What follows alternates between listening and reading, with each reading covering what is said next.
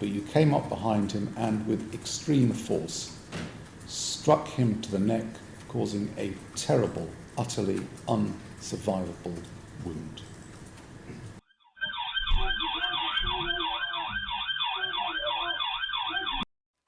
This is the dramatic arrest of Marcus Monzo after he was surrounded by several police officers in the garage of a home in London, England. He's been on a rampage with a sword that's left several people with life-threatening injuries and one person dead. But even though he's cornered, he has no intention of surrendering, and unless these officers can bring this pursuit to an end, he may go on to kill again. And this just came through the post. He just killed him. Drop the sword! Are you okay? Stop!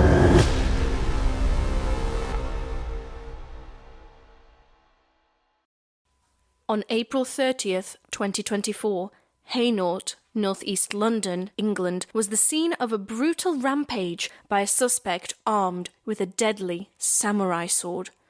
The rampage only lasted for 22 minutes, but during that time, 5 people, including 2 police officers, were injured. Join us as we break down the attack minute by minute through the eyes of the officers on the scene. It was around 6:50 a.m. when the residents of Thurlow Crescent in Ilford were woken by the sound of a disturbance. At first glance, it looked like a vehicle had collided into a house and struck a pedestrian along the way.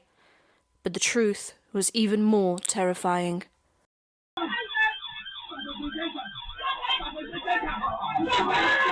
The driver was 36-year-old Marcus Monzo, a former Amazon driver and known for his love of Brazilian Jiu-Jitsu.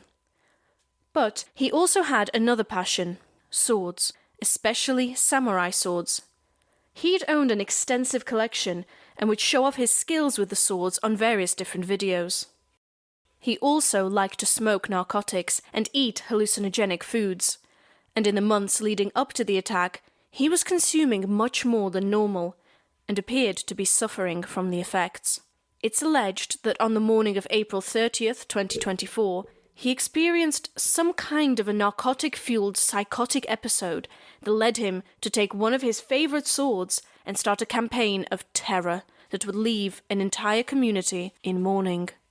Monzo had intentionally crashed his vehicle into the house on Thurlow Crescent, and the pedestrian he'd collided with had landed in a nearby garden. Even though the pedestrian had survived the collision, their ordeal wasn't over, as Monzo exited the vehicle armed with a samurai sword and began a furious attack. Monzo's victim was slashed across the neck and left for dead. Within minutes, police were alerted to the incident and dispatched to the scene. But little did they know that Monzo had already fled, escaping through the Thurlow Gardens to nearby Lang Close, where he would find his second victim. Daniel Anjorin was just 14 years old and on his way to school on the morning of April 30th. He loved to play music on his morning walk, but this left him completely unaware of the danger around him as Monzo approached from behind. Daniel would suffer the worst of the attacks, as Monzo brought his sword down onto his neck and then slashed him across the chest. These injuries were devastating, with one injury being described as unsurvivable. Even though witnesses rushed to help Daniel, he sadly passed away almost instantly. PC Yasmin Mechem Whitfield and PC Cameron King were the first officers on the scene, and when Monzo saw them, he fled down a nearby alleyway. PC Whitfield led the pursuit, as she was the officer armed with a taser. But Monzo hadn't fled down the alleyway to escape. He'd fled to stage an ambush and claim 2 more victims. As PC Whitfield walked into the alleyway, Monzo launched his surprise attack, slashing at the officer 4 times. Even though PC King was unarmed, he took it upon himself to stand in between his fellow officer and Monzo to protect her from further attacks. He would also suffer injuries, but his bravery would save PC Whitfield's life and send Monzo fleeing again. Monzo then found himself near Thurlow Gardens and forced his way into a house where he found his next victim, a 35-year-old unnamed male. The victim was still in bed as he slashed several times across his chest, and it's believed Monzo intended to kill him, but was startled by the cries of the victim's 4-year-old daughter. This wouldn't stop Monzo, as he fled the house and escaped to Thurlow Gardens, jumping over several garden fences to evade police.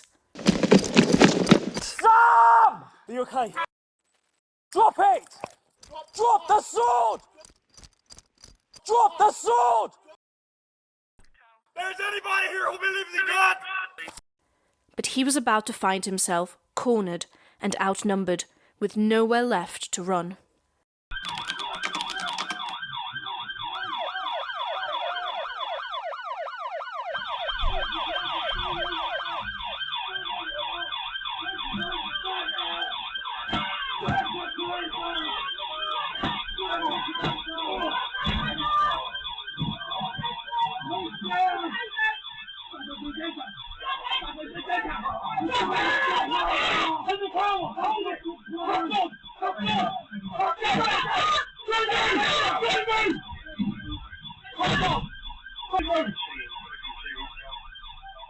The terrifying rampage had finally been brought to an end, as Monzo was tasered several times, disarmed and handcuffed.